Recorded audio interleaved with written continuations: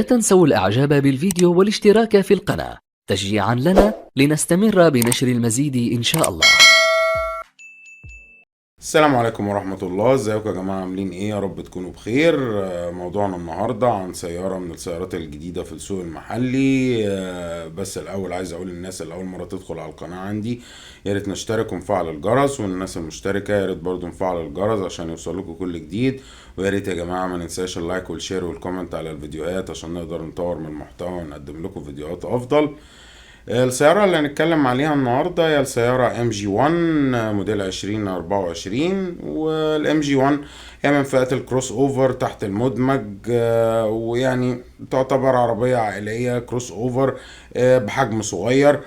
والعربيات دي عليها طلب كتير في السوق دلوقتي. وشركة ام جي زي ما احنا عارفين شركة انجليزية الاصل، ولكن هي بتتصنع دلوقتي بالكامل في الصين، يعني تعتبر سياراتها صيني ولكن بجودة مقبولة، ما حصلش منها مشاكل جوهرية قبل كده. كل الحاجات اللي فيها حاجات طفيفة يعني، وليها توكيل كويس في السوق المحلي، وقطع غيارها برضو موجودة سواء الام جي 5 الام جي 6 الام جي زد اس والام جي اتش اس. كذا ام جي كذا موديل نزل في السوق المحلي، ونزل لهم عربيات جديده دلوقتي بره، ولكن مش كلهم جم عندنا. حتى الام جي 6 اللي هي اسرعهم واقواهم، اللي هي كانت اكتر واحده رياضيه فيهم، ليها نسخه تانية موجوده بره بفتيس بدل الدراي ويت بنقلات اكتر، حوالي 8 نقلات، ومن الموتور الجديد اللي هو ال 181 حصان ده.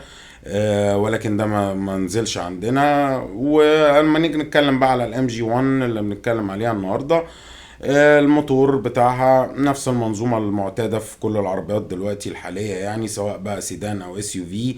موتور صغير عليه تربو عشان يبقى موفر في استهلاك الوقود، وفي نفس الوقت يبقى اداؤه نشط وحاضر من ار بي ام قليل. والموتور الموجود في الام جي 1 هو موتور 4 سلندر 1500 سي سي تربو، بيطلع 181 حصان وعزم 285 نيوتن متر، مربوط بفتيس او نقل حركه سي في تي. وده فتيس سي في تي زي ما احنا عارفين اللي هو فتيس لا متناهي السرعات، يعني فتيس انا بشوفه ممل شويه، ولكن هو فتيس الشركات بتعتبره فتيس اقتصادي، مش بتاع جري واداء نشط وكده، ولكن يعني المفروض ان هو موفر في استهلاك الوقود، رغم ان انا ما بحسوش ان هو كده. والمفروض برضو انه فتيس اعتمادي برضو ما بحسش ان هو كده، يعني انا بفضل انه ينزل بداله فتيس اللي هو الستبترونيك العادي، اللي هو الاوتوماتيك العادي التقليدي، اللي هو مطور يعني بتاعه الستبترونيك، يكون افضل من ده واعتمادي اكتر من ده. واداؤه حتى بيبقى احسن وانشط شويه من السي في تي، لكن دي وجهه نظر وتختلف من حد لحد يعني.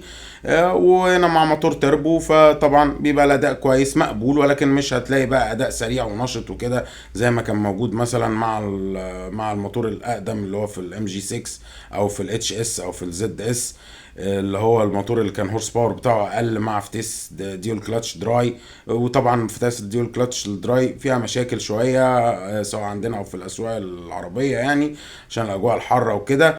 ولكن زي ما قلنا هم نزلوا فتيس او نقل حركة جديد ويت او في تبريد زيت موجود في نسخ من عربياتهم بره، لكن هنا اللي موجود مع المنظومة بتاعت الام جي 1 هو فتيس سي في تي. المنظومة دي بتجيب من 0 ل 100 في حوالي 9 ثواني، واستهلاكها الوقود استهلاك كويس جدا، حوالي ده أرقام رسمية طبعا من 6.5 ل7 لتر لكل 100 كيلومتر. وده طبعا بالسواقة العادية اللي هي الاقتصادية يعني، وأكيد لو ما تسوق سواقة رياضية الاستهلاك هيزيد عن كده، ولكن مش هيبقى استهلاك زيادة قوي أو أوفر قوي، لأن المنظومة دي كلها معمولة عشان تبقى اقتصادية وفي نفس الوقت نشطة، لأن ده موتور 285 نيوتن متر، وده عزم كويس جدا وبيطلع عند عدد لفات قليلة، يعني الموتور نشط لكن بيهبط أداؤه شوية الفتيس السي في تي. وده طبعا عشان يبقى موفر في استهلاك الوقود. وبتشتغل بالدفع الأمامي للعجلات، وتنكها حوالي 55 لتر. وهي العربية دي مش معمولة برضو للنشاط والجري وكده، لأن هي هتبقى عربية عائلية لأسرة صغيرة، وهنتكلم برضو على أبعادها والمساحات بتاعتها وكل حاجة، وتابعوا معايا الفيديو للنهاية. هنيجي نشوف بقى التصميم بتاع الام جي 1 موديل 2024. زي ما احنا شايفين ده الديزاين الجديد بتاع عربيات ام جي. شكل حلو، تصميم عصري، شكل هجومي، وفي لمحات رياضية كده في كل أجزاء العربية، وده اللي بتقصد تعمله ام جي دايما في تصميماتها، وده اللي بيخليها تبقى ملفتة يعني. خاصة التصميم الجديد ده حلو وملفت جدا. الواجهة بتاعتها الأمامية واخدة اللي هو الشكل بتاع القرش ده، أو الشبكة اللي هي شبيهة بفك القرش. وده الديزاين الجديد بتاع تصميمات ام جي. والشبكة العلوية طبعا حجمها كبير وفيها فتحات تهوية كبيرة، تتوسطها علامة ام جي، وفيها اسود بيانو بلاك ولمحات نيكل كروم كده، برضه مديها شكل رياضي مع الشكل الفخم. وبتيجي تحتها بقى الشبكة السفلية بحجم أصغر وبلون الفايبر الأسود. والاكسدام ليه سبليتر امامي بلون الفايبر الاسود، لان العربيه دي طبعا من فئه الاس يو في. ولقوا فيه على الجانبين بتوع الاكسدام تجويفين كده كانهم فتحات للتهويه، وده مكان الفوج لايت. ودول جايين بلون الاسود البيانو بلاك اللامع، مدينا برضو شكل رياضي. والفوانيس بتاعتها فوانيس انسيابية مسحوبة بإضاءة LED بالكامل، وفيها داي لايت بينور بالليل وبالنهار ومع الإشارات. الفوانيس شكلها حلو ومتماشي مع واجهة العربية. والكبوت بتاعها متوسط الحجم وجاي مايل لتحت كده عشان يبقى متماشي مع التصميم بتاع العربية، وليه سلاحين بارزين على الأجناب. القوائم بتاعتها مش رفيعة قوي، ولكن هي فيها نظام البلايند سبوت أو النقطة العمياء، فمش هيخلي القوائم العريضة دي تعمل مشكلة مع اللي سايق. لما نيجي نشوف تصميمها الجانبي، هو تصميم برضو بخطوط بارزة وتصميم انسيابي. في خط كتف واضح وبارز في الرفرف الأمامي والبابين، وبيقابله خط بارز برضو واضح في الرفرف الخلفي وجزء منه في الباب الخلفي. فالخطوط البارزة دي مديها عرض من الأجناب، وفيها بومبهات كده أو تنفيخات في الأبواب برضو شكلها حلو مديها عرض من الجناب. والرفارف بتاعتها برضو سواء الأمامي أو الخلفي برضو فيهم نفس البومبهات دي. وفيها خط بارز برضو في أسفل الأبواب، وكل ده مديها عرض من الأجناب. وفيها دوائر الرفرف الفايبر والباكيتات والأعتاب الفايبر اللي بتميز فئة الاس يو في. والسقف والقوايم بتوعها جايين بلون مختلف أو بلون الأسود البيانو بلاك اللامع، والسقف جاي مايل على القايم الخلفي كده عشان يديها سحبة رياضية شوية كده. مساحات الزجاج الجانبية بتاعتها مش كبيرة قوي، ولكن متماشية مع حجم العربية لأن العربية حجمها مش كبير قوي. ما نيجي نشوف تصميمها الخلفي، تصميم برضو عصري وشكله حلو. يمكن بس شكلها من قدام أحلى من ورا شوية، ومن ورا شكلها تقليدي شوية. مساحتها الزجاجية الخلفية برضو مش كبيرة أوي، ولكن متماشية مع حجمها. وفيها سبويلر خلفي جاي بلون الأسود البيانو بلاك اللامع مع لون السقف يعني. وفوانيسها انسيابية مسحوبة، أنا شايفها إن هي يعني يمكن مقتبسة شوية من فوانيس ألفا روميو، بس شكلها حلو بإضاءة LED بالكامل. وبتتوسط الشنطة علامة ام جي. الأكسدام الخلفي برضو جاي بارز كده من الجناب ومديها عرض، وليه جزء برضو بلون الفايبر الأسود، ده عشان هي من فئة الاس يو في. وكمان ليها ديفيوزر خلفي جايب لون الكروم المطفي مع مخارج للعادم او حليات كأنها مخارج للعادم كده، برضو مديها طابع رياضي. والسبويلر الخلفي بتاعها شكله رياضي برضو. والعربية جاية بأبعاد طول إجمالي 4 متر و6، وعرض متر 871، يعني يعتبر متر و9 برضو بالتقريب. وده طول متناسب مع العرض، برضو هيعزز ثباتها بشكل كبير. وارتفاع كل متر 62، يعني عربية برضو عالية عن الأرض، مش هتحك في أي مطبات، وفي نفس الوقت هتنفع تمشي في الطرق الغير ممهدة وكده. وهي عربية من فئة الاس يو في يعني، في نفس الوقت مش عالية اوفر فتتمرجح وهي ماشية. وكمان فيها عوامل أمان وثبات كاملة. وقاعدة عجلاتها 2 متر 670، دي قاعدة العجلات اللي هي المعهودة بتاعت الفئة اللي هي اللي تحت المدمجة دي، بس ما بتديش شنطة كبيرة ولا صالون واسع قوي. فالعربية دي مش الأكبر في فئتها، ولكنها معمولة عشان أسرة من 4 أفراد، وهنشوفها من الداخل بالتفصيل. ودي الشنطة بتاعتها مساحتها 336 لتر، شنطة مش كبيرة قوي برضو، ولكن يعني تعتبر شنطة عريضة لأن العربية نفسها عريضة وزاوية فتحها كبيرة وحافة تحملها واطية. فهتحط الشنط وتشيلها منها بكل سهولة. وكمان تقدر تكبر مساحة الشنطة الخلفية عن طريق انك تتني الكنبة الخلفية تلت او تلتين على حسب احتياجك يعني، وده بيكبر مساحة الشنطة اكتر من كده كمان. وبعدين كمان سقف العربية عالي مش واطي، فتقدر تحط الحاجات فوق بعضها يعني، تستغل المساحة دي بأكبر قدر. لكن هي مش أكبر مساحة تخزين برضو في الفئة دي، وده هي لأنها من الفئة اللي تحت المدمجة، ما بتبقاش عربيات كبيرة قوي. وما نيجي نشوف الانتريور بتاعها، طبعا زي بقية الشركات دلوقتي طورت من خاماتها الداخلية بشكل كبير، وخاصة الشركات الصينية. وام جي كانت عاملة برضو في موديلاتها السابقة اللي قبل كده، كانت عاملة خامات مقبولة وكويسة في كل الفئات بتاعتها. ودلوقتي طورت كمان من الخامات الداخلية بشكل كبير. التابلو فيه خامات مرنة، رابر مرن، فيه تطعيمات جلد في الأبواب وفي التابلو وفي الكونسول، مديها برضو فخامة. والبلاستيك الموجود بلاستيك خامته برضو جيدة، وفي تطعيمات نيكل كروم واسود بيانو بلاك، كل ده برضو مدي فخامة للمقصورة الداخلية. وهنا دي الطارة بتاعتها، طارة دي شيب وشكلها حلو وعصري ومكسية بالجلد، وفيها تحكمات بقى في الشاشة الوسطية وفي لوحة العدادات.